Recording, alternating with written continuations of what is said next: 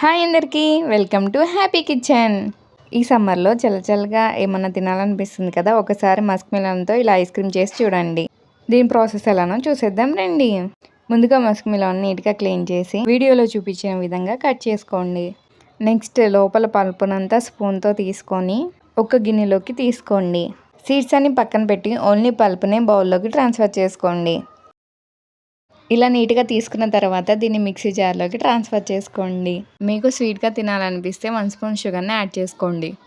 ఈ పల్పుని mixie పట్టేసుకోండి. Stove on చేసి ఒక ప్యాన్ పెట్టి అందులో 1/2 లీటర్ మిల్క్ని యాడ్ చేసుకోండి. ఒక పొంగు వచ్చిన తర్వాత 2 స్పూన్స్ కస్టర్డ్ పౌడర్లో కొంచెం మిల్క్ యాడ్ చేసి మిక్స్ చేసుకోండి. ఆ మిశ్రమాన్ని ఇందులోకి యాడ్ చేసుకోండి.